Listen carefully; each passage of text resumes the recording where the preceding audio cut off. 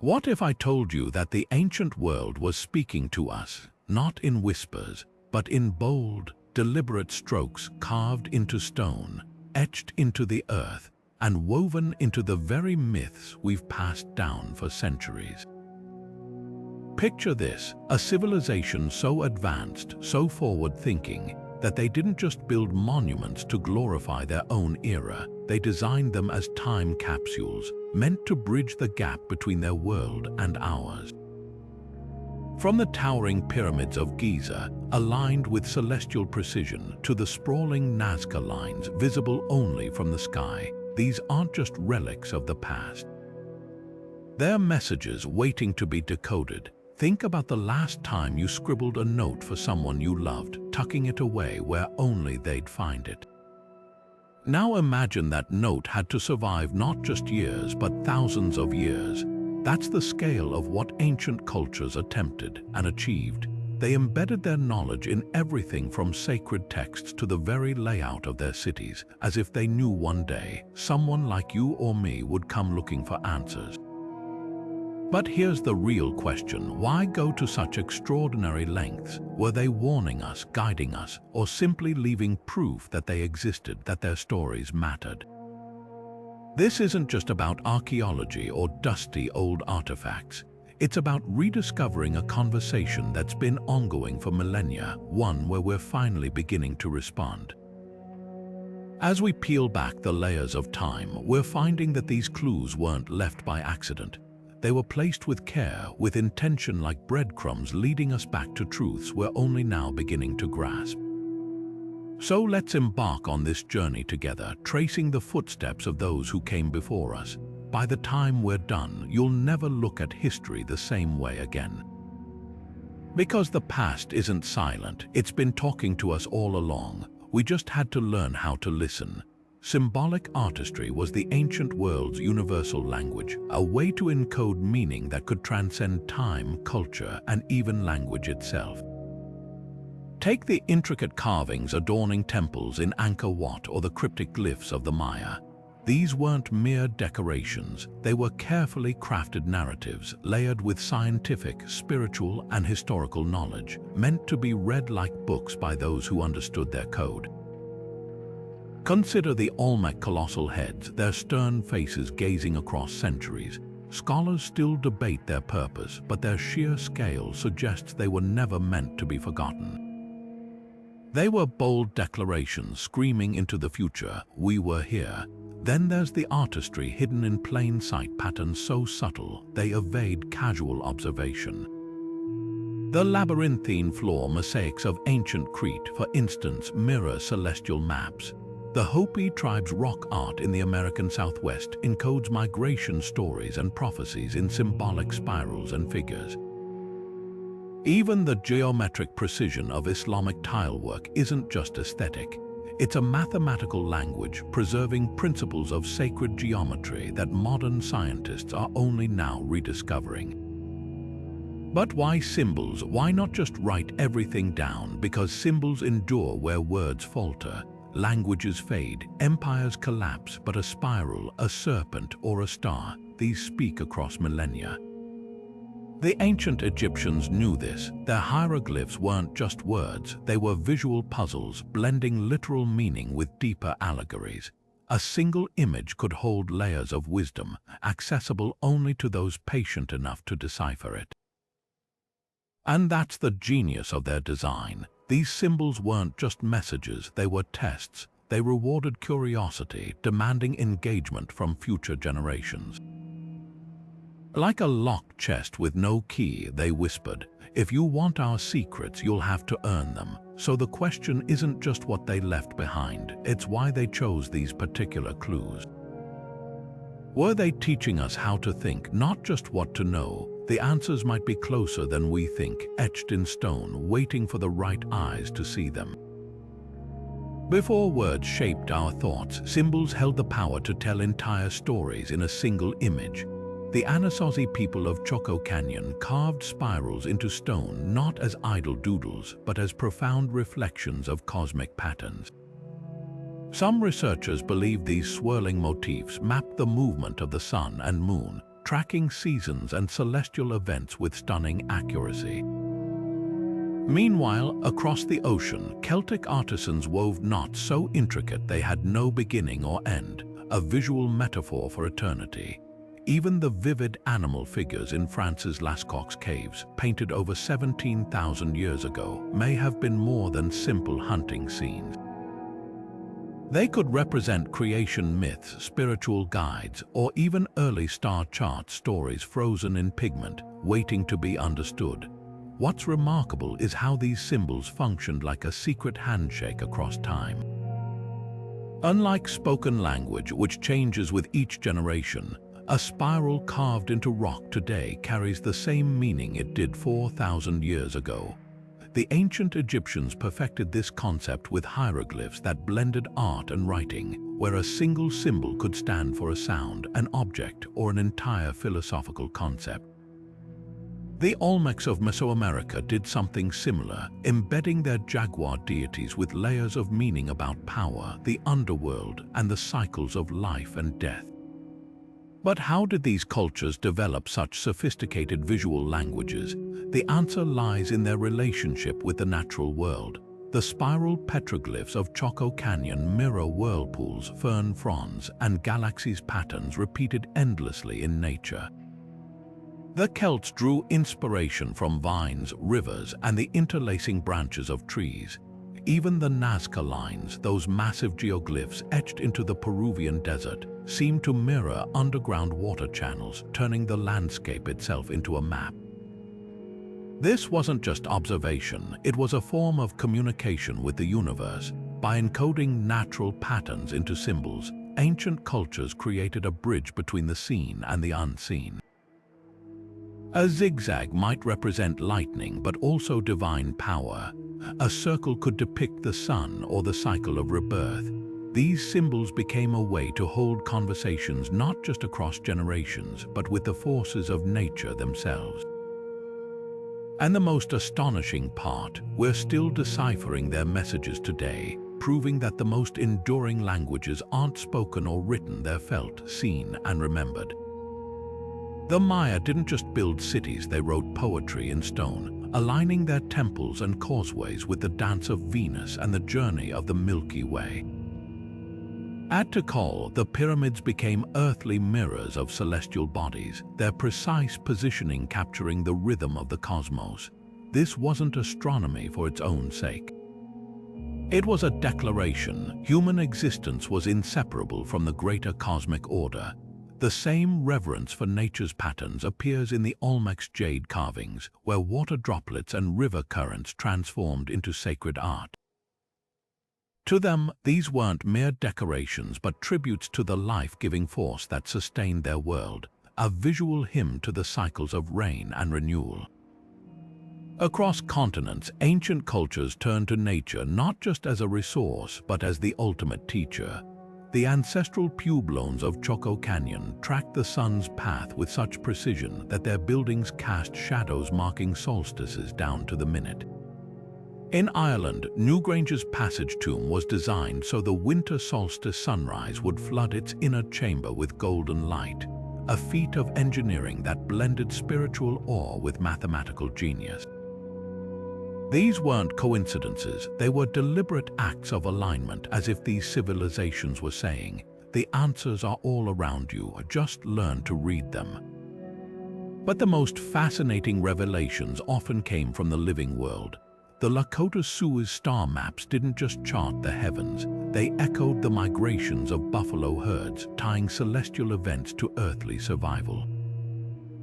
Australian Aboriginal songlines wove geography, navigation, and myth into oral maps so accurate they could guide travelers across thousands of miles. Even the Norse, amid their sagas of gods and giants, embedded weather wisdom into stories of Thor's storms, lessons disguised as legend. Why go to such length? Because nature's patterns were the original textbooks. Before parchment or ink, people learned from the flight of birds, the bloom of flowers, the pulse of tides. Cultures that mastered this language didn't just survive, they thrived, encoding their knowledge in ways that would outlast empires. The lesson for us: Their greatest legacy wasn't the monuments they left behind, but the method they gifted us: observe, adapt, remember, and perhaps that's the most urgent message of all, whispered not in stone or myth, but in the living world they sought to understand. Long before science journals or history books, myths carried the weight of entire civilizations, not as mere entertainment, but as carefully crafted survival guides dressed in stories' clothing. The Epic of Gilgamesh, etched onto clay tablets over 4,000 years ago, recounts a catastrophic flood so eerily similar to the biblical Noah's tale that it begs the question: was this just coincidence or a deliberate preservation of geological trauma? From Mesopotamia to the Andes, flood myths appear in over 200 cultures worldwide, often matching periods of real climatic upheaval. These weren't fanciful legends, they were encrypted alarms shouted across generations through the one medium guaranteed to survive: storytelling. The brilliance of this method lies in its resilience. While stone erodes and paintings fade, oral traditions adapt without losing their core message. Aboriginal Dreamtime stories, passed down for over 60,000 years, encode precise navigation routes, water sources, and seasonal food cycles within their vibrant tales. The Seven Sisters songline, for instance, maps a journey across Australia's vast deserts while simultaneously mirroring the Pleiades star cluster's movement, a celestial compass disguised as folklore. Similarly, Norse myths describe the venomous serpent Jörmungandr encircling the earth, a metaphor strikingly similar to modern ocean current patterns that early Viking explorers might have recognized. So why cloak practical knowledge in poetry and adventure? Because stories stick. They travel farther than scrolls, outlive empires, and embed themselves in collective memory. A dry manual on monsoon seasons would have been forgotten, but a dramatic tale like India's Mahabharata, with its apocalyptic war mirroring cyclical droughts, kept agricultural warnings alive for centuries. Myths also allowed flexibility. Details could shift with each telling to suit new environments while preserving the essential lesson. The Greek legend of Icarus, for example, morphed from a Bronze Age warning about sailing too far into the Mediterranean into a timeless symbol of hubris. This tradition of wrapping wisdom in narrative reveals something profound about human cognition. Our brains are wired to remember vivid characters and emotional arcs far better than raw data. Ancient cultures exploited this quirk of psychology, turning survival strategies into epic adventures where heroes outwit disasters. The Cherokee story of the Great Buzzard carving valleys with its wings preserved geological knowledge of the Appalachian Mountains formation, while Polynesian voyagers encoded star navigation in creation myths about the god Maui fishing up islands. Everywhere we look, mythology functioned as humanity's first interactive textbook, one where the chapters were sung around fires rather than printed on pages. But the encryption didn't stop with words. Sacred geometry became the visual counterpart to these oral traditions, embedding mathematical truths in temple designs and artwork. The Fibonacci sequence appears in Hindu mandalas and spiral petroglyphs, the same pattern governing sunflower seeds and galaxy arms. Byzantine churches used golden ratios to create acoustics that made chants resonate like divine voices, while Mayan pyramid stairways mirrored the sacred calendar's steps. These weren't aesthetic choices, they were multisensory mnemonics, ensuring that even if the stories faded, the patterns would endure. And that's the ultimate revelation. Our ancestors didn't just want us to hear their warnings. They needed us to see, feel, and experience them in ways we're only beginning to comprehend. Sacred geometry wasn't just about shapes on parchment or carvings in stone. It was the ancient world's way of freezing universal truths into forms that could outlast empires, languages, even memory itself. Take Stonehenge, where the concentric rings of towering trilithons don't just mark celestial events. They mirror the precise proportions of planetary orbits, a stone calculator linking Earth to sky. Or consider the flower of life, that intricate interlocking pattern etched into the walls of Osiris's temple at Abydos. At first glance, it's mesmerizing art. But look deeper, and you'll find it's a blueprint, a two-dimensional snapshot of how energy, matter, and even consciousness might weave together at the most fundamental level. These patterns didn't appear by accident. The golden ratio, approximately 1.618, shows up in the spirals of nautilus shells, the branching of trees, and the proportions of the Parthenon's columns. Hindu temples like Thanjavure's Brihadiswara encode this same ratio in their towering gopurams, while Renaissance artists like Da Vinci later rediscovered it as the divine proportion. But here's what's staggering. Cultures separated by oceans and millennia arrived at identical designs without any apparent contact. The Aztec stepped pyramids echo the angles of Cambodian prasats, both aligning with the same mathematical harmonics that govern musical scales. Why this obsession with geometry? Because numbers don't lie. While spoken languages diverge and fade, the ratio of a circle's circumference to its diameter, pi, remains constant, whether you're in ancient Babylon or modern Berlin. By encoding their knowledge in these immutable forms, early civilizations created an indestructible archive. The Great Pyramid's base perimeter to height ratio isn't just impressive engineering. It's a deliberate nod to the Earth's dimensions, a scale model of planetary curvature hidden in plain sight. Yet geometry was only half the story. Sound, often overlooked, played an equally vital role in this ancient knowledge system.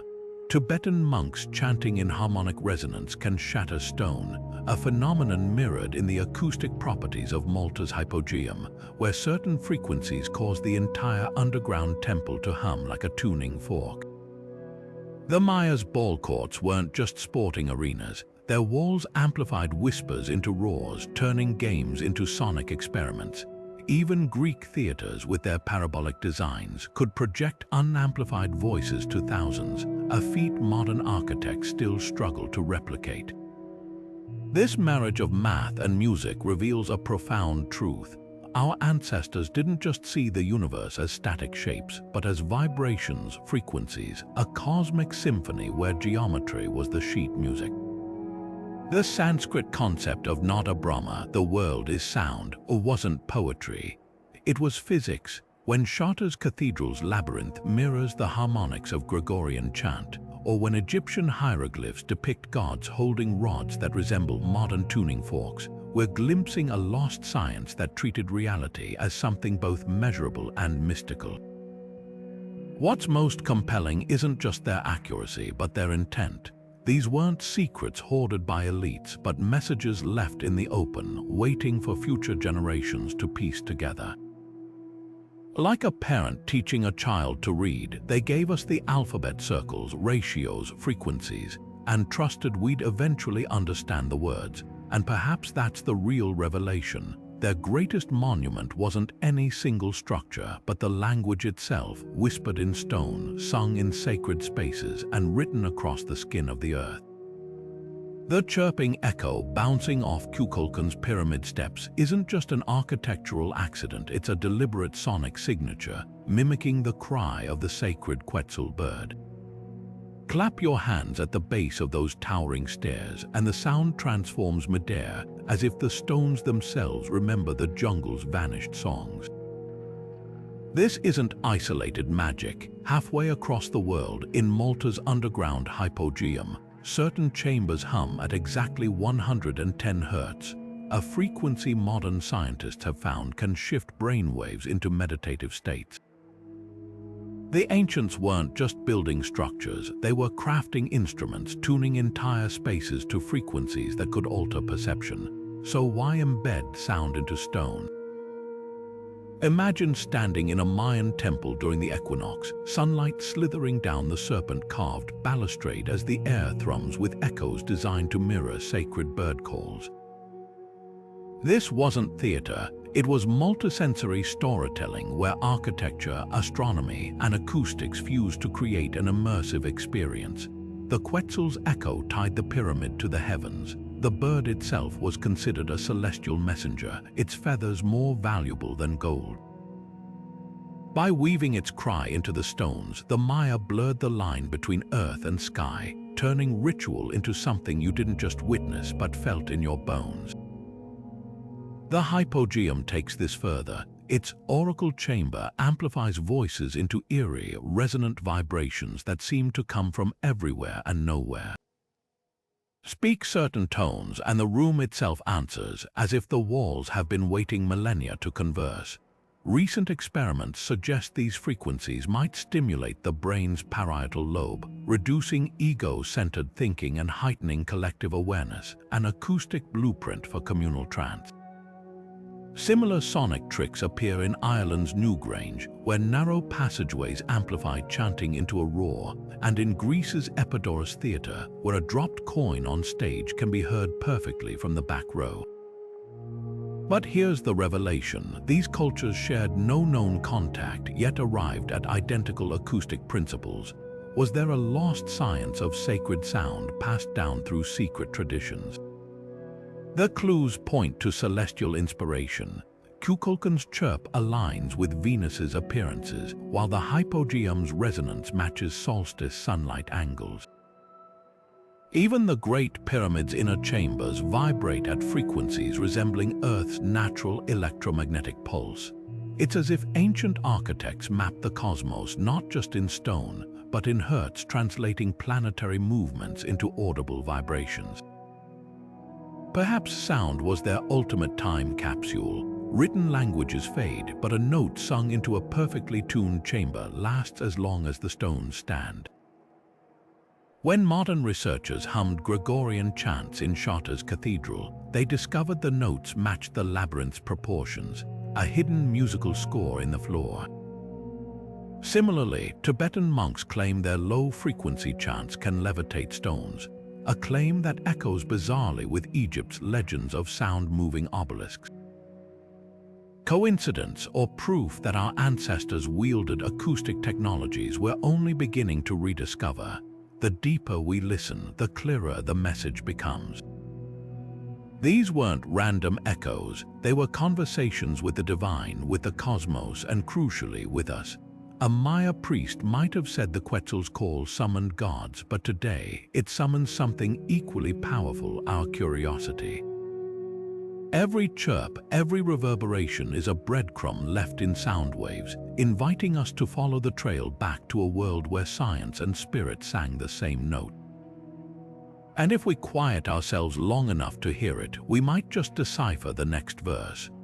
Newgrange's narrow passageway comes alive for just 17 minutes each year, when the winter solstice sun pierces through the tomb's roof box, flooding the inner chamber with golden light.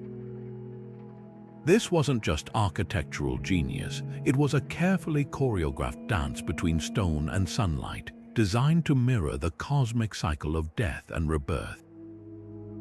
For the Neolithic builders, this fleeting illumination wasn't merely symbolic.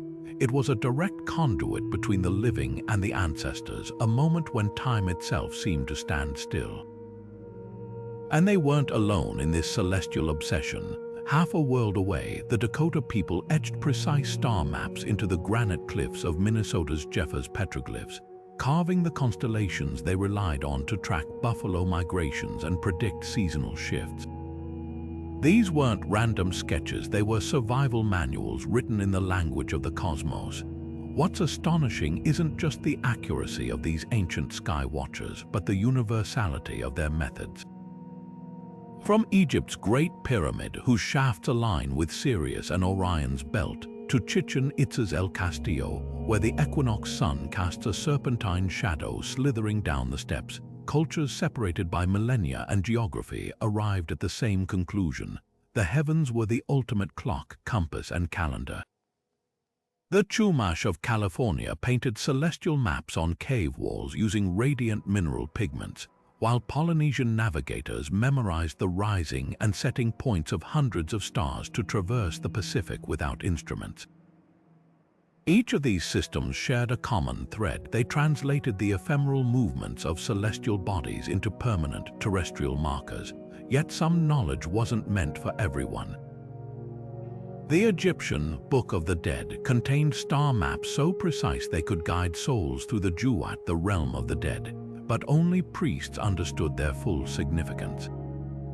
Similarly, the Maya's Dresden Codex includes Venus tables accurate to within 2 hours over 500 years, yet their calculations were hidden in glyphs so complex that modern scholars needed centuries to crack them.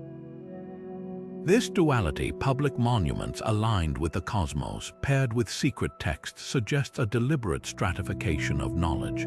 The winter solstice light at Newgrange was for all to witness, but the true meaning behind its alignment may have been reserved for those initiated into deeper mysteries. Perhaps the most poignant example lies in Wyoming's Bighorn Medicine Wheel, a stone circle with 28 spokes radiating toward key astronomical events.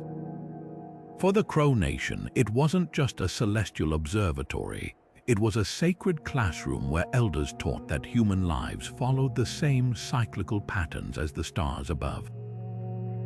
This idea that the macrocosm of the heavens mirrored the microcosm of earthly existence was the true gift hidden in these star maps. They weren't just teaching navigation or marking time. They were reminding us that we are, quite literally, made of stardust bound to the universe in ways we're only beginning to comprehend. And every solstice sunrise, every petroglyph of the Pleiades is a message across the ages.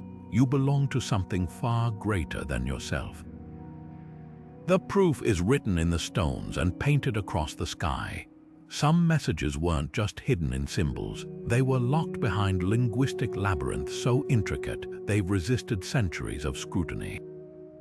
Take the Voynich manuscript, its vellum pages crammed with botanical illustrations and a script that curls like smoke, taunting cryptographers from Leonardo da Vinci's era to modern AI. Or the Rongorongo tablets of Easter Island, their glyphs carved in reverse Boustrophedon, alternating directions like ox plowing a field, a cipher that died with the last scribe. These weren't careless scribbles, they were intellectual vaults designed to withstand time's erosion and the prying eyes of the uninitiated. Yet the real genius lies in their duality.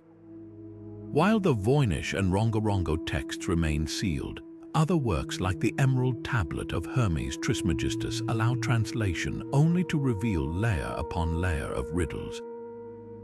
As above, so below, its famous maxim whispers, disguising alchemical truths in poetic ambiguity. The same principle threads through the Hindu Vedas, where verses about Agni, the fire god, encode precise metallurgical formulas for creating sacred alloys. This wasn't mere secrecy for its own sake. It was a filtration system, ensuring only those willing to dig deep, to wrestle with metaphor and experiment with tangible materials, could access the gold buried in the text. Why engineer such complexity? Because knowledge in the wrong hands can unravel civilizations. The Greek myth of Prometheus warns of this fire stolen without wisdom burns. Ancient cultures grasped that some discoveries, like the recipe for Greek fire or the Assyrian glass that bends, needed buffers. The Library of Alexandria's flames proved how fragile pure information could be, but a riddle wrapped in a symbol inside a parable. That could survive wars, migrations, even the collapse of language itself.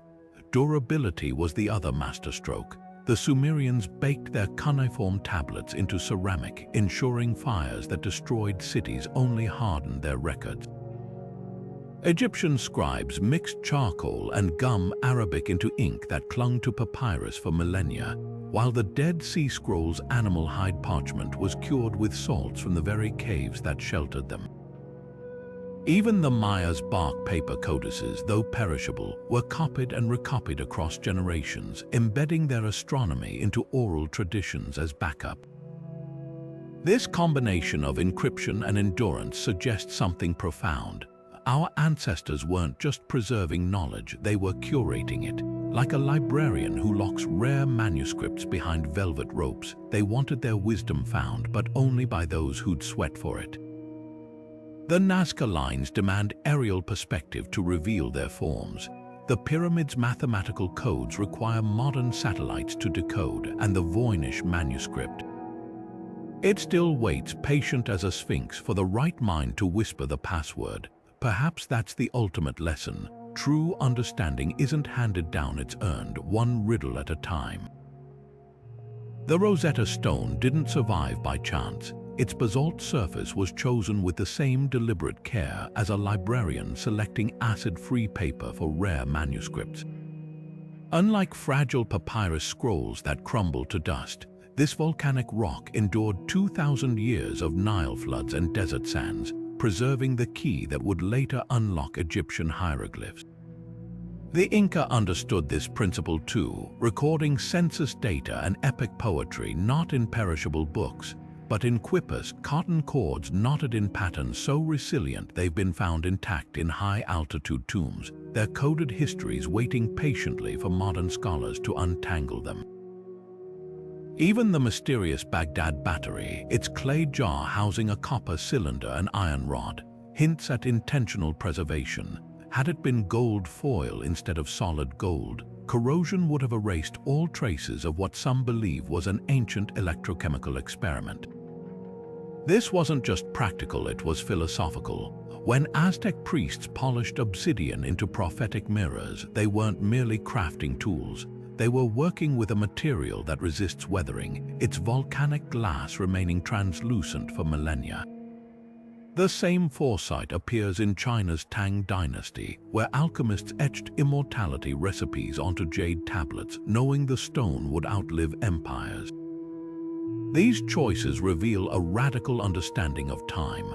Our ancestors didn't view the future as some distant abstraction, but as a reality they were actively preparing for. They built libraries not for themselves, but for civilizations yet unborn. Why go to such lengths? Because materials carry meaning beyond their physical properties. Gold symbolized incorruptibility to the Egyptians, just as jade represented eternal virtue to the Chinese. By encoding knowledge in these substances, cultures fused practical preservation with sacred metaphor. The Dead Sea Scrolls' copper sheets, oxidized yet still legible, weren't just durable, their metal whispered, "These words are unyielding as truth itself." Even Ötzi the Iceman's 5,000-year-old tattoos preserved in alpine ice tell a story. Some messages are written not just on the body, but into it through materials that defy entropy. This material wisdom forces us to reconsider ancient priorities.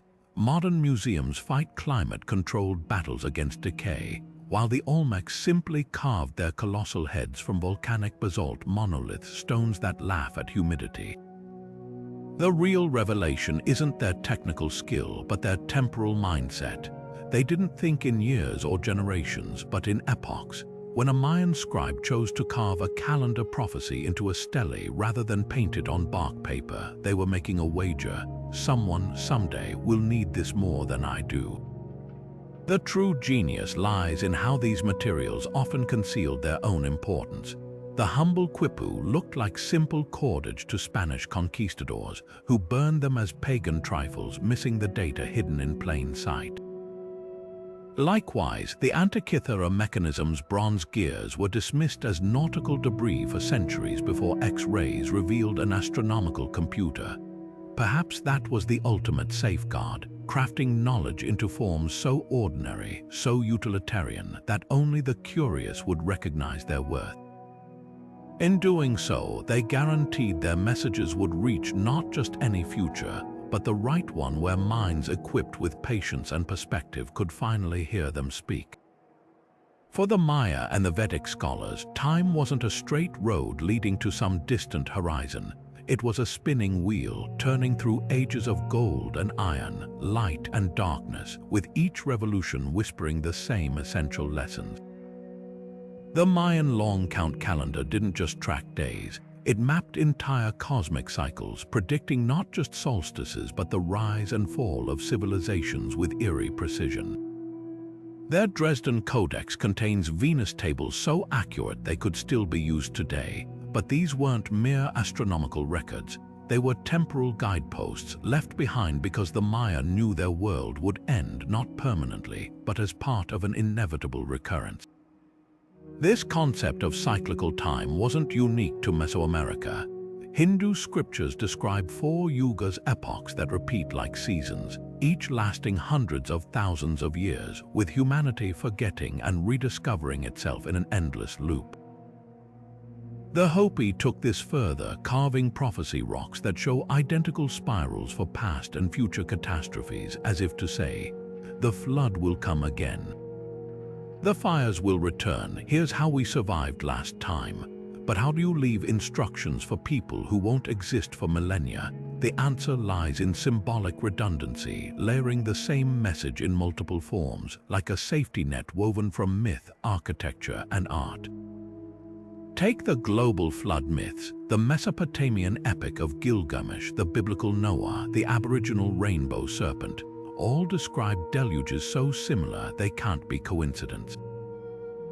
By encoding the same warning in dozens of cultures' oral traditions, the ancients ensured that even if one version faded, others would endure. The Maya doubled down on this strategy. Their pyramid at Chichen Itza doesn't just align with celestial events. Its 91 steps on each side, plus the platform at the top, mirror the 365 days of the solar year. Meanwhile, their sacred cenotes, flooded sinkholes, were both practical water sources and symbolic portals to the underworld, reinforcing the connection between survival and reverence for natural cycles. Even their ball game, with its rubber ball mimicking the sun's movement, was a living metaphor for the cosmic order they believed would reset itself. This redundancy wasn't accidental. The Hopis carved petroglyphs near Ore by show identical migration patterns for past and future journeys, while their Kachina dolls teach the same agricultural lessons through ritual and art. The Norse didn't just write about Ragnarök, they crafted intricate sunstones that could navigate even during the endless winter the prophecies foretold. Every culture that embraced cyclical time embedded their knowledge in systems that could be read multiple ways as practical tools, sacred symbols, or cautionary tales, ensuring that no matter how society evolved, the core message would remain intelligible. Perhaps the most striking example lies in India's Jantar Mantar observatories. These towering astronomical instruments, built in the 18th century but based on far older principles, track planetary movements with uncanny accuracy. But their true genius is in their scalability.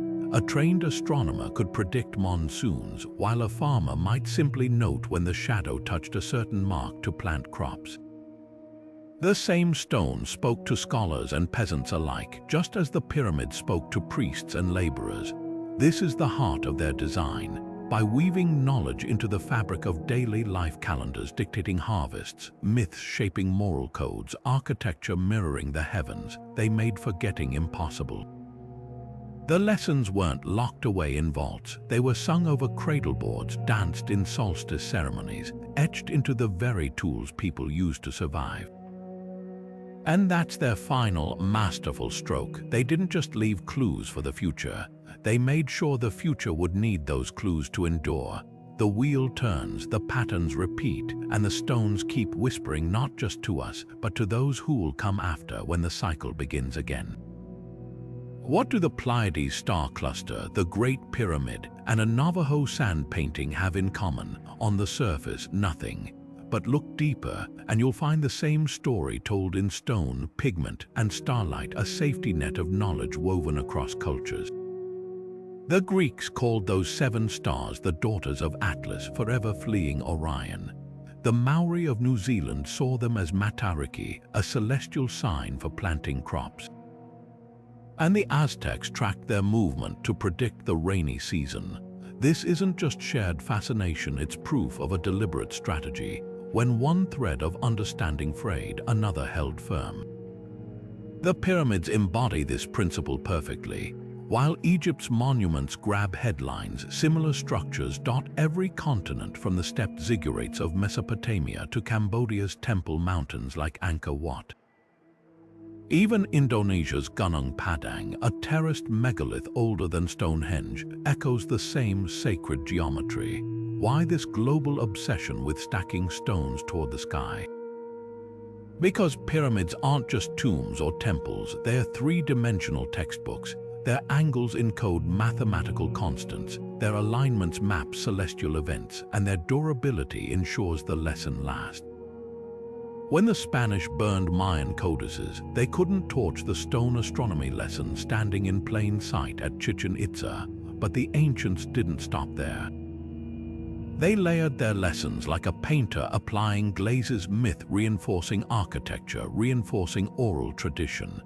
The Dogon people of Mali preserved Sirius's companion star in their folklore millennia before telescopes confirmed its existence, while Aboriginal songlines mapped the desert in melodies that also encoded navigation routes.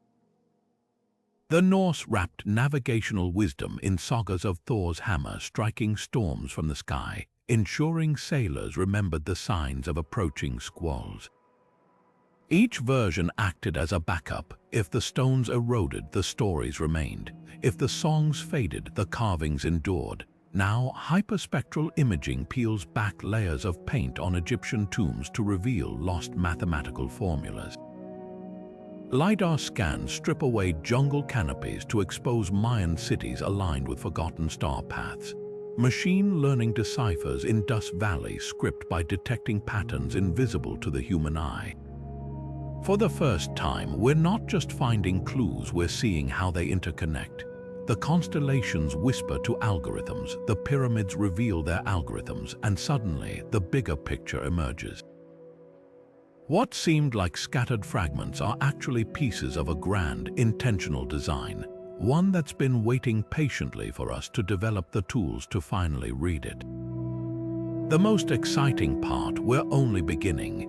Every technological leap from quantum computing to AI-assisted archaeology offers new lenses to view these ancient messages. It's as if they left us a puzzle only solvable with the tools of the digital age, knowing we'd arrive here eventually. And perhaps that's the ultimate redundancy, designing knowledge to reveal itself not just across cultures, but across epochs, trusting that if one key was lost, another would eventually fit.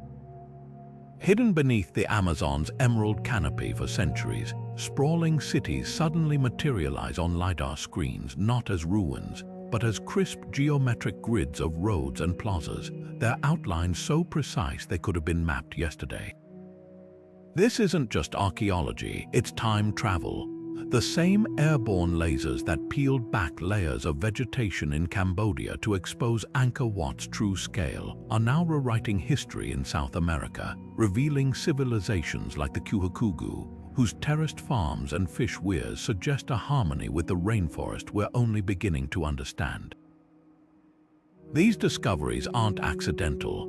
They're validations of indigenous oral traditions that spoke of cities of gold, not as myth, but as memory.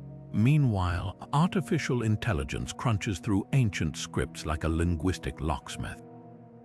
Linear B, once considered indecipherable, began yielding its secrets when machine learning algorithms detected faint pattern clusters across clay tablets, receipts for olive oil and temple offerings that painted a vivid picture of Mycenaean bookkeeping. Now AI tackles even greater mysteries. The Indus Valley script's 400 symbols, etched onto tiny seals for 4,000 years, may finally meet their match in neural networks trained to recognize linguistic fingerprints. Even the enigmatic Vinca symbols of southeastern Europe, some of humanity's earliest writing, are being fed into algorithms that compare them against global symbol databases, searching for hidden connections. But the real game changer lies in technologies that see beyond the visible spectrum. Multispectral imaging recently resurrected Archimedes' erased treatise from a medieval prayer book, revealing his musings on infinity in lemon juice ink invisible to the naked eye. In Egypt, drones equipped with thermal cameras identify buried chambers by detecting subtle temperature differences in the sand, while muon tomography, a cosmic ray scanner, peers through pyramid stones like X-rays, uncovering voids that hint at undiscovered chambers. Each breakthrough feels like receiving a letter from the past stamped with a simple message. We knew you'd come looking. Yet with every decoded glyph or unearthed city, ethical questions loom. When Lidar exposes sacred Amazonian sites, who decides if they're studied or left undisturbed? Should AI reconstruct lost languages if contemporary indigenous communities view them as ancestral secrets? Even the act of scanning fragile manuscripts risks damaging them, forcing archivists to weigh preservation against revelation.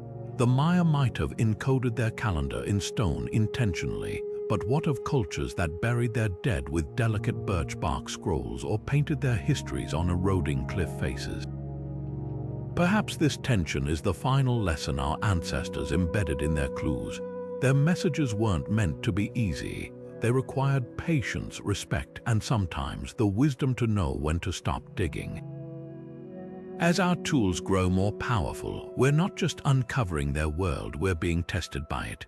The real key wasn't technology at all, but the humility to recognize that some doors only open when we're truly ready to walk through them. The Dogon people of Mali have known for centuries what Western astronomers only confirmed in the 19th century. That Sirius, the brightest star in our sky, has a dense, invisible companion. Their oral traditions describe its elliptical orbit and 50-year cycle with uncanny precision, long before telescopes could verify these details.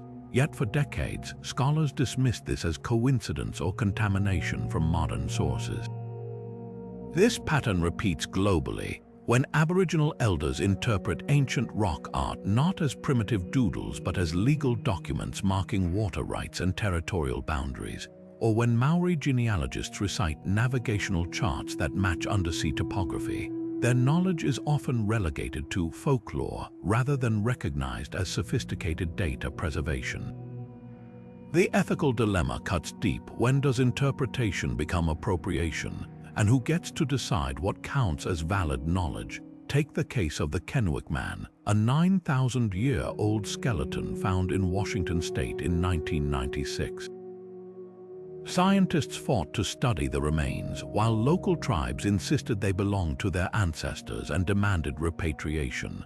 The courts initially sided with researchers, but DNA testing 2 decades later proved the tribe's right all along.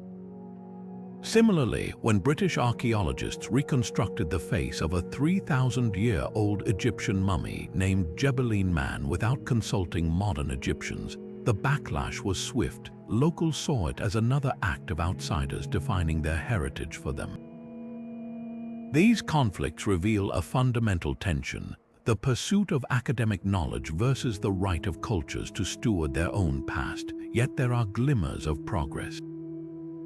In Australia, archaeologists now train alongside Aboriginal rangers to document rock art, combining laser scanning technology with indigenous oral histories to create richer, more accurate interpretations. In Peru, Quechua communities work with linguists to revive the Weri knotted string accounting system, not as a museum exhibit but as a living administrative tool.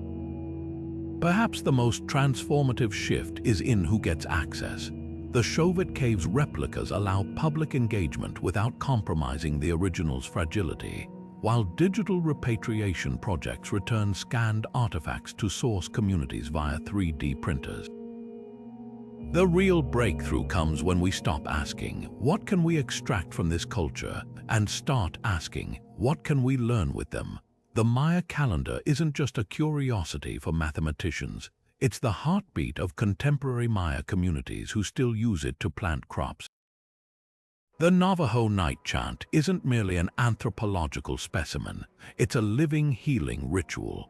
When we listen to the descendants of those who built these knowledge systems, we don't just get better data, we honor a conversation that's been ongoing for millennia. The stones have spoken all along. We're finally learning how to hear them. The Antikythera mechanism lay submerged for 2,000 years before divers spotted its corroded bronze gears off the coast of Greece in 1901. At first glance, it resembled nothing more than a lump of seabed-encrusted debris, hardly worth a second look. But when archaeologists painstakingly cleaned its fragments, they uncovered something extraordinary, a complex system of interlocking dials and precisely cut teeth, capable of predicting lunar eclipses and tracking the Olympiad cycle. This wasn't just a calendar, it was an analog computer more sophisticated than anything Europe would produce again until the 14th century. The realization rewrote history, proving that ancient Greek engineers had achieved mechanical mastery we'd arrogantly assumed impossible for their era. Equally groundbreaking was the quiet revolution in preserving the Dead Sea Scrolls. When these fragile Hebrew manuscripts were first discovered in Qumran's caves in 1947, scholars faced a dilemma. The texts crumbled at the slightest touch, their ink fading after centuries in the desert's dry darkness. But instead of rushing to display them under museum lights, scientists did something radical. They recreated the scrolls' original environment, sealing them in climate-controlled cases that mimicked the cave's humidity and temperature down to the decimal point. This act of humility, learning from ancient storage methods rather than imposing modern ones, allowed the scrolls to survive for future generations to decipher. What connects these breakthroughs? The willingness to question assumptions. For decades, experts dismissed the Antikythera mechanism as an elaborate astrolabe because it contradicted their timeline of technological progress. And the Dead Sea Scrolls might have disintegrated entirely if conservators had prioritized immediate access over long-term stewardship. Both cases reveal a truth we're still grappling with. Ancient knowledge often hides in plain sight, waiting for us to shed our biases. Now imagine what else might be lingering just beyond our recognition. In the high Andes, quipu-knotted cords once used by the Inca are only now being understood as potential three-dimensional records of laws, poetry, and even mathematical equations.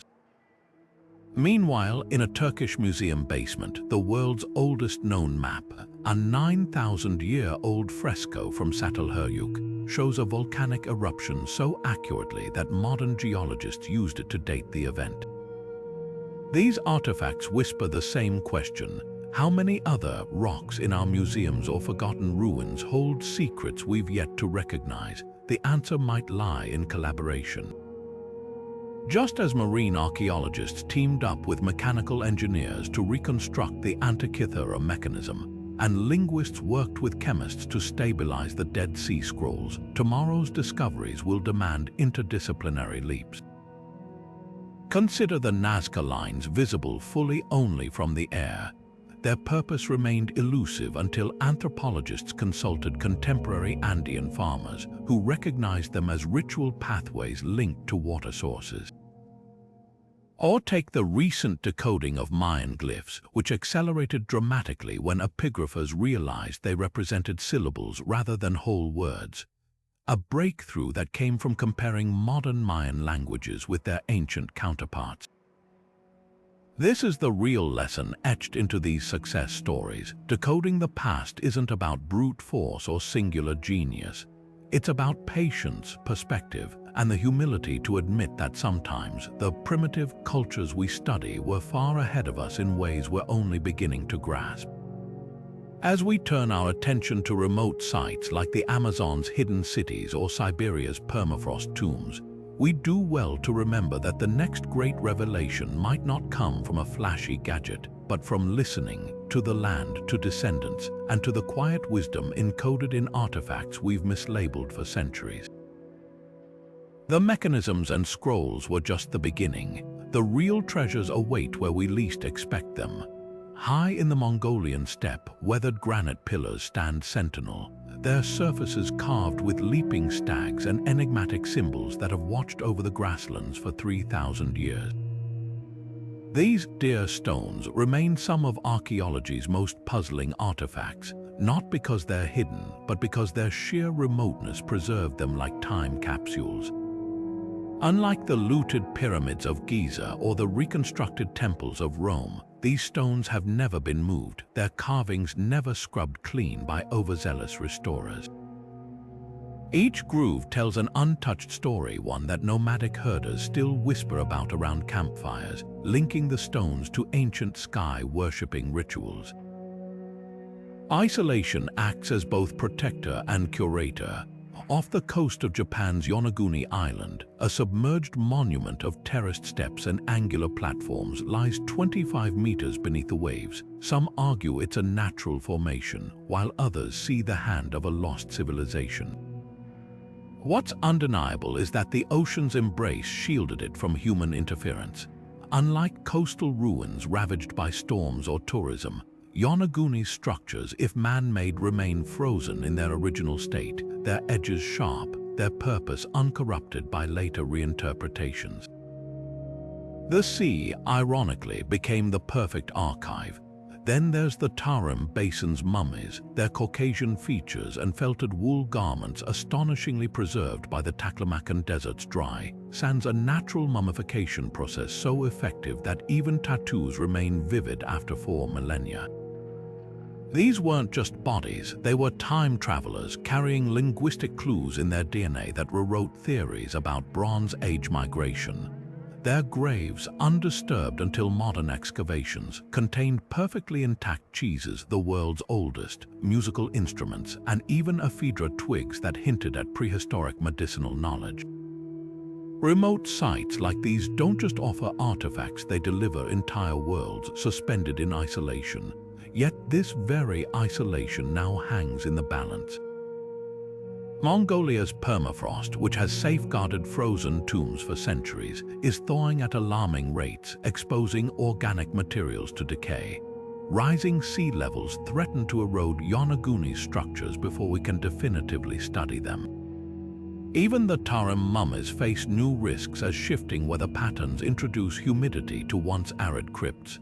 The irony is cruel. The same remoteness that preserved these sites now makes them harder to protect. Without roads, funding, or infrastructure, conservation becomes a race against time.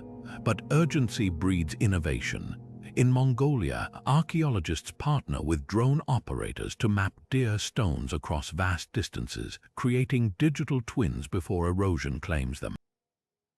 Marine robots with laser scanners document Yonaguni's geometry down to the millimeter, while geneticists sample Tarim mummies with non-invasive techniques to avoid damaging fragile tissues.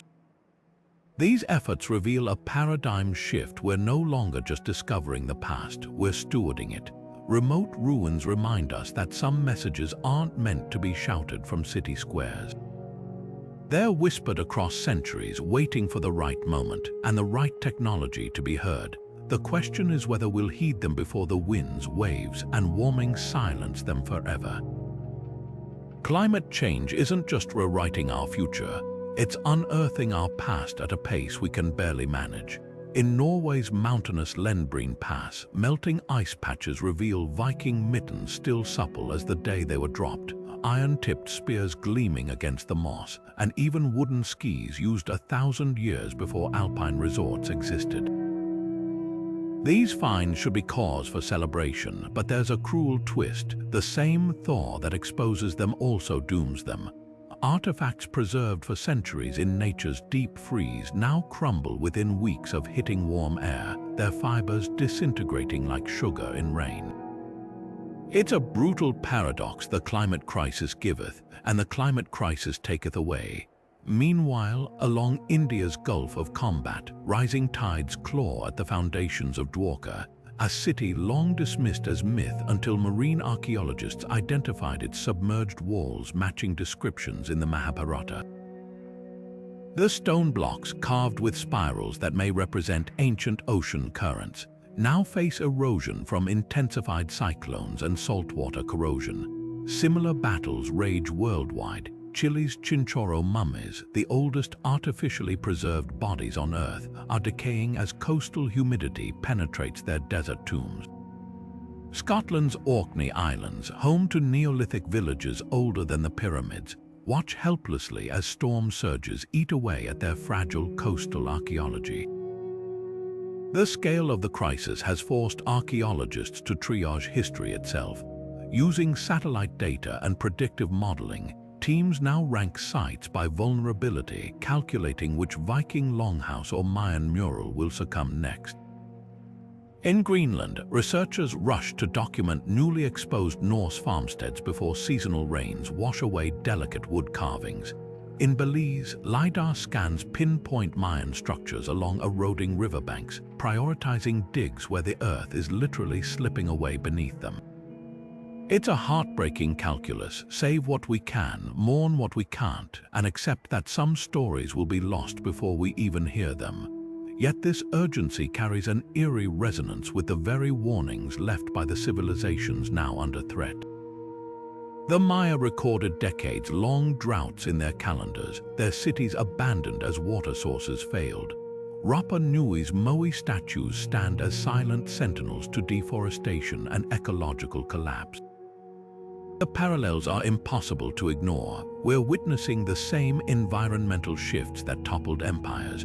Only now we hold the tools to read their cautionary tales just as our own crisis deepens. But here's where the story turns. While governments and academics scramble, an army of everyday explorers is stepping up. Citizen science initiatives now train coastal residents to photograph and report eroding artifacts before they vanish. In Sweden, hikers upload GPS coordinates of exposed Viking finds to a real-time melting ice database. Divers off Greece's coast catalog submerged ruins with 3D photogrammetry apps on their smartphones. Even schoolchildren in Alaska are helping preserve thawing Yupik artifacts by learning traditional preservation techniques from elders. This isn't just crowdsourcing, it's collective time travel, where every smartphone snapshot or sketched map becomes a lifeline thrown across centuries. The race against climate change has revealed an uncomfortable truth. Preservation is no longer about locking artifacts away in museums. It's about empowering communities to become active witnesses to history's unearthing and its unraveling. The same glaciers that safeguarded Viking treasures for a millennium are now surrendering them to our care, as if passing a baton with the unspoken question, will you do better? The answer might lie not in grand expeditions, but in the millions of small acts of noticing, proving that sometimes the most powerful tool in archaeology isn't a trowel or a satellite, but simply paying attention. Imagine sitting at your kitchen table, sipping coffee while scrolling through satellite images on your laptop, and suddenly spotting the faint outline of a lost temple in the Peruvian jungle. That's exactly what happened to thousands of volunteers using Global Explorer, a platform that turns everyday people into 21st century explorers. Their collective eyes have uncovered everything from buried Viking trade routes to previously unknown geoglyphs near Peru's famous Nazca lines, some so massive they'd been hiding in plain sight for centuries. But this isn't just about ticking off bucket list discoveries. It's a revolution in how we engage with history, where anyone with curiosity and an internet connection can help rewrite textbooks. The real magic happens when these crowdsourced clues reach professionals. Take the case of amateur divers off the coast of Israel who stumbled upon a Byzantine shipwreck in 2017. Among its cargo, a trove of perfectly preserved manuscripts, their wax seals still intact after 1,500 years underwater. Because enthusiasts handled the initial discovery, marine archaeologists could immediately focus on conservation and interpretation instead of spending years and limited grant money searching the seabed. It's a partnership that mirrors ancient societies where knowledge wasn't hoarded by elites but shared through communal storytelling, each generation adding layers of meaning like sedimentary rock. Yet this democratization of discovery comes with thorny questions. When a hobbyist metal detectorist in England unearthed a Saxon gold hoard, who decides if it belongs in a museum or their private collection? Countries like Italy and Greece fiercely protect their cultural heritage, prosecuting unauthorized excavators, while others lack resources to monitor remote sites. The 2001 UNESCO Convention tried to standardize protections, but loopholes abound. like shipwrecks in international waters, where salvagers sometimes profit from artifacts that should belong to humanity. Even digital platforms face dilemmas. Should satellite images of vulnerable ruins be public, or does that invite looters? What's emerging is a new ethical playbook. Projects like the Alexandria project train locals in Egypt to document at-risk sites using smartphone photogrammetry, creating 3D models before artifacts disappear. In Scotland, the Scottish Coastal Heritage at-Risk Initiative enlists fishermen to report eroding ruins spotted during their daily routes. These collaborations recognize that the past isn't just for experts, it's a mosaic where each fragment matters, whether found by a PhD or a preschool teacher tagging along on a beach walk. The most profound impact might be invisible.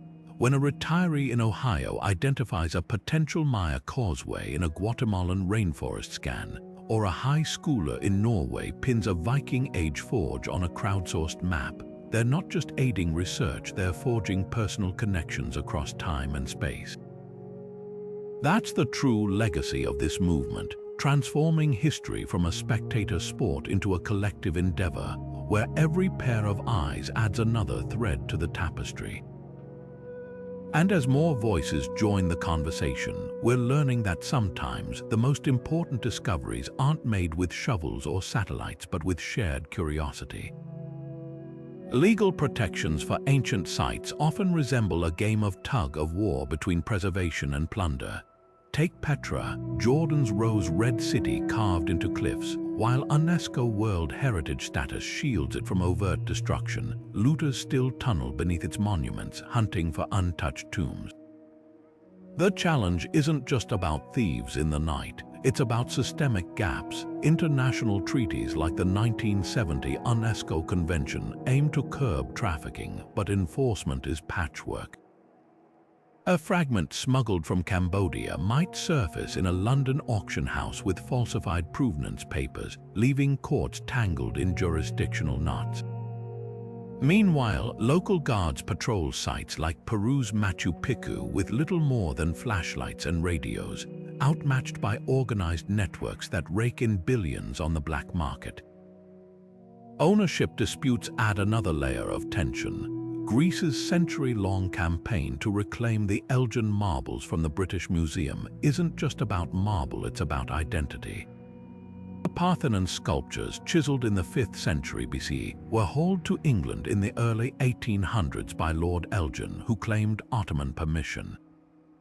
But was it salvage or theft? Modern Greek officials argue the marbles are severed limbs of their cultural body, while the British Museum insists they're global treasures better preserved under its roof. Similar battles rage from Nigeria's Benin bronzes to Egypt's Rosetta Stone, each a microcosm of colonialism's unresolved legacy. Yet even with legal frameworks, irony abounds. Museums that decry looting sometimes exhibit artifacts acquired under dubious historical circumstances. Auction houses thrive on loopholes, labeling stolen goods as private collections to skirt scrutiny. And while drones and satellite imagery help track illicit digs, traffickers adapt, using social media to sell artifacts like NFTs, untraceable and instantaneous. The real tragedy: every smuggled piece isn't just a lost object, it's a shredded page of humanity's collective diary, erased before we could read it. The balancing act grows thornier when cultural rights enter the fray. Indigenous groups like Hawaii's Kanaka Maoli or Australia's First Nations increasingly demand control over ancestral remains and sacred objects locked in museum vaults. In one landmark case, the Zuni Pueblo successfully reclaimed war god statues from American institutions, arguing their spiritual significance outweighed academic interest. These victories, though hard-won, hint at a shifting paradigm, one where preservation means respecting living connections to the past, not just preserving relics under glass. Amid this chaos, grassroots efforts offer glimmers of hope. Communities near Cambodia's Angkor Wat train as heritage monitors, using smartphone apps to report suspicious activity. In Syria, 3D scans of Palmyra's ruins serve as digital backups for structures obliterated by war. Even blockchain now fingerprints artifacts, creating unbreakable chains of custody. But technology alone can't solve the human equation. The real test is whether we'll treat these remnants as commodities or conversations, whether we'll keep pulling the tug of war rope or finally sit down to listen to what these ancient voices have been trying to tell us all along. A stolen Mayan vase might fetch millions at auction, but its true cost is immeasurable. Ripped from its burial chamber, it becomes just another pretty object stripped of the story it was meant to tell. That tomb could have held clues about royal lineage, trade routes, or even medicinal practices encoded in the placement of artifacts. But once looters smash their way in, scattering bones and ceramics like discarded trash, those connections vanish forever. And it's not just about missing pieces, it's about missing context. A beautifully painted urn might end up displayed in a billionaire's penthouse, its origins reduced to a fabricated tale about a private collection assembled in the 1960s, never mentioning the midnight dig that tore it from a sacred site. Auction houses often become unwitting accomplices in this erasure. Paper trails can be forged, origins obscured with vague phrases like possibly from the Patain region. Some dealers even exploit legal loopholes, claiming artifacts were exported before cultural heritage laws existed. The result, objects that should be teaching us about lost civilizations become decorative trophies, their true significance locked away behind layers of deception. Interpol's stolen art database tracks over 50,000 looted items, but fewer than 1 in 10 are ever recovered. The rest, they vanish into shadowy networks, sometimes reappearing decades later with sanitized histories, sold to collectors who'd rather not ask too many questions. Technology, though, is flipping the script. Imagine a world where every artifact carries an unbreakable digital fingerprint. Blockchain, the same system securing cryptocurrencies, could tag relics with immutable records, tracing them from excavation to museum display. Mexico's National Institute of Anthropology is already experimenting with this, embedding QR codes into replica artifacts that link to blockchain-secured provenance data. The goal: make faking a relic's history as impossible as counterfeiting a Bitcoin. Drones equipped with Lidar now patrol vulnerable sites like Guatemala's Mirador Basin, creating real-time maps to spot fresh looters' pits before treasures disappear. Even AI is joining the fight, scanning eBay listings and auction catalogs for suspicious patterns, flagging items that match descriptions of stolen goods. But the most powerful tool might be public awareness. Projects like Trafficking Culture expose trafficking networks through investigative journalism, while apps let tourists scan museum labels to see if an artifact has disputed origins. The message is spreading. Buying looted art isn't glamorous, it's erasing humanity's memory. Because every time a smuggled piece changes hands, it's not just an object that's stolen. It's a voice from the past, silenced before it could speak. Blockchain technology is revolutionizing how we protect the past by turning every artifact into a digital ledger entry, immutable, transparent, and traceable. Startups like Verisart embed these fingerprints into scans of relics, from Egyptian scarabs to Grecian urns, creating an unbreakable chain of custody. When the Louvre piloted this system, they discovered something profound. A single tap on a tablet could reveal an artifact's entire journey from excavation site to museum display case, with timestamps that even the slickest forger couldn't manipulate. This isn't just about stopping theft, it's about restoring context. A looted statue isn't merely missing, it's severed from the story of who made it, why, and what it meant to those who cherished it. But the real power of blockchain lies in its ripple effects. Auction houses can no longer plead ignorance when provenance records are public and tamper-proof. Collectors hesitant to buy questionable items now demand verified histories, starving the black market of its shadowy profits. Even archaeologists benefit. Imagine unearthing a Roman coin and instantly logging its GPS coordinates, soil layers, and adjacent finds into a global database. Future researchers could reconstruct entire dig sites digitally long after the artifacts have dispersed to museums worldwide. The technology transforms ownership from a privilege into a partnership where every stakeholder, from curators to tourists, becomes a guardian of shared heritage. Yet blockchain's potential extends beyond conservation. Ancient cultures encoded warnings about resource depletion, societal collapse, and spiritual disconnection into their artifacts. Today, as we digitize these objects, we're also preserving their underlying messages for a world facing eerily similar crises. The Mayan calendar's cyclical view of time, etched into stone, suddenly resonates in an era of climate loops and recurring pandemics. A Mesopotamian tablet lamenting deforestation gains fresh urgency when linked to real-time Amazon rainforest sensors. These aren't dusty relics, they're mirrors, reflecting back the consequences of ignoring patterns that ancient civilizations understood all too well. Critics argue that blockchain can't undo centuries of looting or replace looted artifacts' lost contexts. They're right, but it can prevent future losses while amplifying the voices of the past.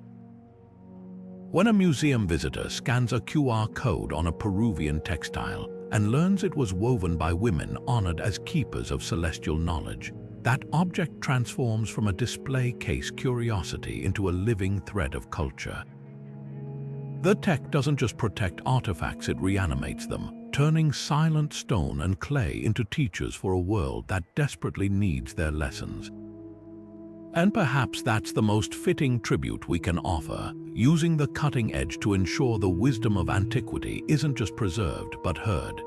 In the scorching deserts of the American Southwest, the ancestral Pueblones didn't just survive. They thrived, engineering intricate systems to capture every precious drop of water. Their networks of check dams and reservoirs, carved into canyon walls over 1,000 years ago, turned arid landscapes into flourishing communities.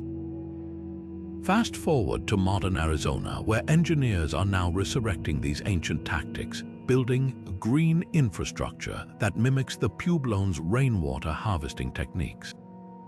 In Tucson, neighborhoods once reliant on dwindling groundwater now channel storm runoff into basins that replenish aquifers, just as the ancestral Pueblones did at Mesa Verde. The irony is palpable. The same land that forced them to innovate now teaches us how to adapt to our own climate crisis. Meanwhile, 2,000 miles away, another ancient innovation is shaking up modern engineering. Roman concrete, that seemingly indestructible material that's held up the Pantheon for nearly 2 millennia, has long baffled scientists.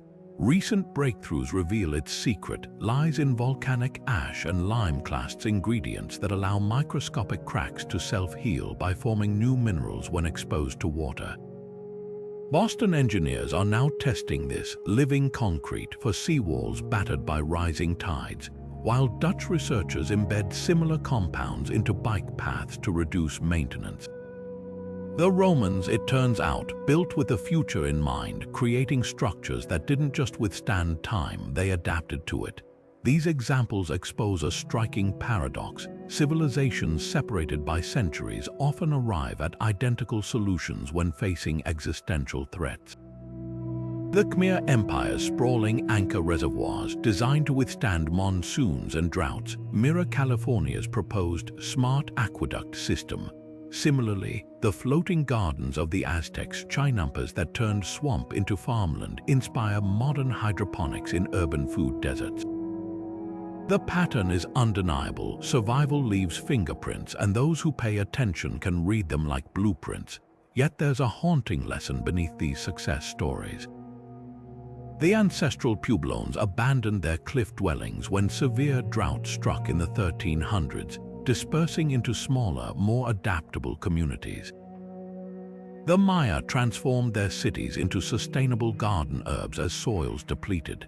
These weren't failures, they were calculated pivots born of deep environmental literacy.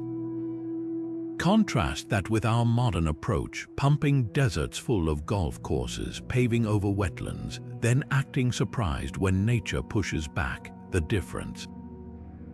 They listened to the land while we've spent centuries trying to shout over it. So how do we break this cycle of forgetfulness? Start by treating ancient knowledge not as artifact but as open source code.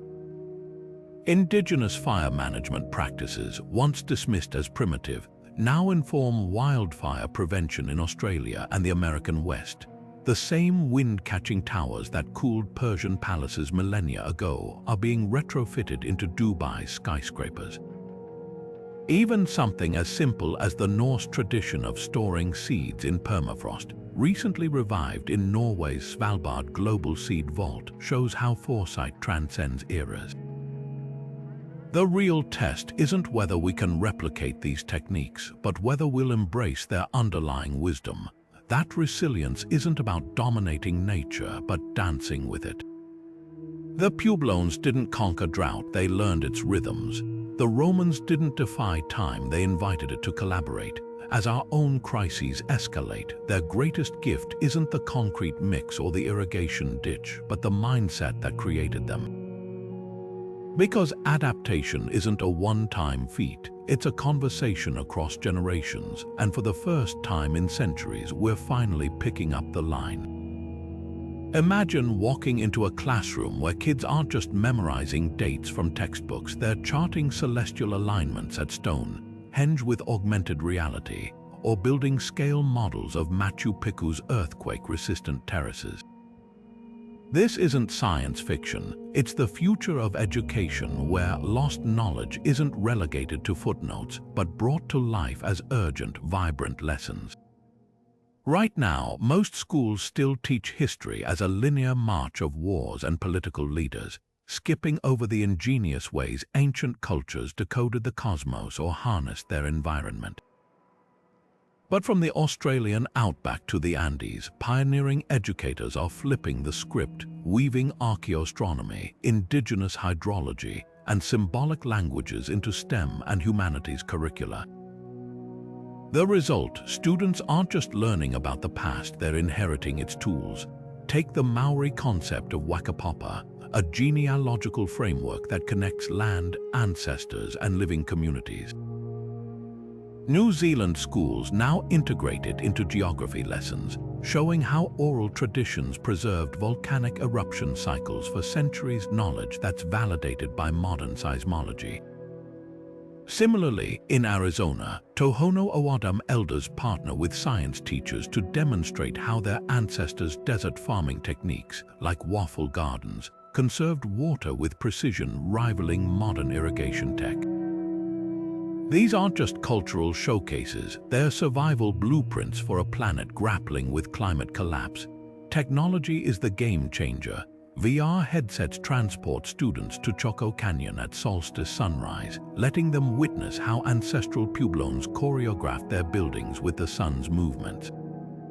Apps like Skyview overlay indigenous star narratives over constellations, revealing how Polynesian navigators crossed oceans using star pulsations invisible to the naked eye. Even Minecraft has become an unlikely ally. Students in Sweden reconstructed Viking Age trade routes block by block, uncovering how topography dictated settlement patterns. The magic happens when kids stop seeing ancient knowledge as static relics and start interacting with it as dynamic, usable intelligence. Yet not all secrets are meant for classrooms. The Dogon people of Mali long guarded their serious star knowledge within initiation societies, believing its full significance required maturity and context. Certain Maya calendar prophecies remain closely held by lineage keepers in Guatemala, who argue some wisdom loses power when stripped of ritual. This tension between sharing and safeguarding forces a delicate balance. Educators like Dr. Joy de Grey, who developed trauma-informed African history curricula, emphasize that teaching lost knowledge isn't about extraction. It's about partnership where indigenous voices lead the conversation. The stakes couldn't be higher. When a ninth grader in Oregon learns that the Nazca lines weren't just art but possibly seismic markers, or that the Great Pyramid's dimensions encode mathematical constants, history stops being a graveyard and becomes a mirror. These lessons cultivate more than curiosity, they forge guardians, kids who grow up understanding that the past holds solutions for water scarcity, renewable energy, and social resilience won't just admire ancient ingenuity, they'll demand its respect. And perhaps that's the ultimate goal, not just to teach lost knowledge, but to reignite the spark of innovation that made it worth preserving in the first place. The classroom, after all, is the first dig site where the next generation of explorers will uncover what we've forgotten and what we've yet to discover. Oak Island's infamous money pit isn't just a treasure hunter's obsession, it's a riddle wrapped in layers of wood, clay, and cunning engineering. For over 200 years, explorers have tunneled into this booby-trapped labyrinth, only to be thwarted by flood channels, false shafts, and oak platforms spaced precisely every 10 feet. But what if the pit's true purpose isn't to hide treasure, but to pace its discovery? The deeper diggers go, the more elaborate the traps become, as if each layer were designed to test the skills and patience of those who dare to unravel it. Some theorists argue this isn't accidental.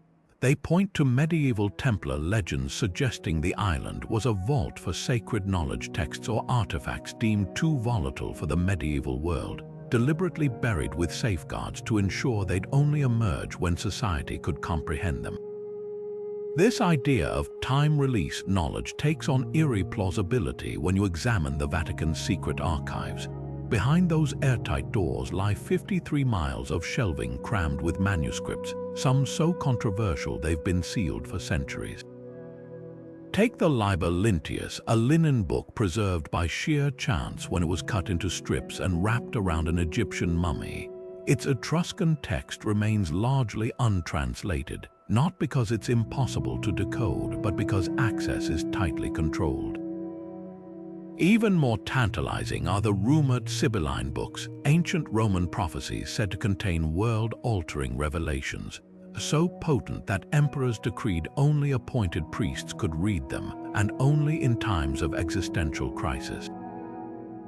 Whether these texts hold advanced scientific concepts, lost histories, or spiritual truths, the pattern is clear. Someone, at some point, decided certain ideas needed chaperones through time. The notion that ancient cultures staggered their wisdom isn't as far-fetched as it sounds. Look at the Voynich manuscript, its botanical illustrations, an unbreakable cipher resisting centuries of scrutiny. Or the Antikythera mechanism, a celestial calculator so advanced it was millennia ahead of its time, then vanished from the historical record until a shipwreck coughed it up in 1901. These artifacts feel less like accidents and more like messages set adrift in bottles, timed to wash ashore when the tide of human understanding was high enough to receive them. Even mythology whispers this idea. Hindu texts describe yugas, cycles where knowledge is revealed, lost, and rediscovered. The Greeks spoke of Prometheus, punished for giving fire to humanity too soon. And Native American oral traditions often caution that some teachings must wait for the right ears. This isn't just superstition, it's a recognition that wisdom without context can be as dangerous as ignorance. Imagine handing nuclear physics to the Renaissance or blockchain theory to Napoleon. Without the scaffolding of prerequisite knowledge, would those revelations inspire progress or chaos? That's the heart of the Oak Island enigma. Its labyrinthine design mirrors the chambers of the human mind. Some doors only unlock when we've accumulated the right experiences, the right questions. The traps aren't just barriers, they're lessons. Each flooded tunnel teaches perseverance. Each decoy shaft hones discernment. And if the pit ever yields its secret, it won't be because someone finally brute forced their way in, but because we've grown into the kind of people who can hear what it's been trying to say all along. The real treasure was never gold. It was the realization that the past has been waiting for us to catch up. The pyramids weren't just tombs for pharaohs, they were time capsules built with stone that outlasts empires, aligned to stars that cycle back every 26,000 years. The Maya didn't simply record dates in their long count calendar. They mapped cosmic rhythms, trusting that future civilizations would recognize the patterns they saw. Even the humblest artifacts, like the Inuits' carved ivory talismans depicting sea ice formations, carry a quiet urgency. Remember what we knew. This wasn't just preservation, it was an act of faith, a hand reaching across centuries to grip ours, insisting we pay attention. Consider the warnings woven into their stories. The Norse myth of Ragnarok, where the world drowns in floods before rebirth, mirrors the climate upheavals we face today. The Aboriginal tale of the rainbow serpent, whose movements sculpted rivers, encodes hydrogeology lessons we're only now validating with satellite imagery. These narratives weren't just entertainment, they were survival manuals wrapped in allegory to endure where plain speech might fade. The Hopi prophecy rock, with its spirals marking past and future catastrophes, doesn't just say, "Disaster will come again." It whispers, "Here's how we endured, now it's your turn." Yet the most striking feature of these messages isn't their foresight, it's their humility. The ancestral Pueblones didn't boast of their ingenious water capture systems in monumental inscriptions. They left subtle clues, terraced gardens hidden in canyon folds, pottery shards layered in sediment showing generations of adaptation. The takeaway: knowledge isn't a trophy to display, but a tool to share. The Roman concrete recipe, lost for millennia and recently rediscovered, wasn't guarded by emperors. It was embedded in the very walls of Oster's docks, waiting for scientists to finally ask the right questions. This intergenerational contract hinges on reciprocity. The past gave us blueprints not just for building aqueducts or predicting monsoons, but for living sustainably within nature's limits. In return, they asked only that we add our own layer to the story. The Nazca lines, visible fully only from heights their creators never reached, seem to anticipate aerial vision. The Antikythera mechanism, with its gears mirroring planetary motion, feels like a challenge. We got this far, now you go further. Even the deliberate fragility of Easter Island's Rongo Rongo tablets, etched on perishable wood yet crammed with untranslated wisdom, suggests a pact: preserve what you can. Learn what you must. Now, the weight of that trust lands squarely on us. Climate change accelerates, languages vanish, and algorithms dictate what we remember. But the same tools threatening erasure also offer salvation.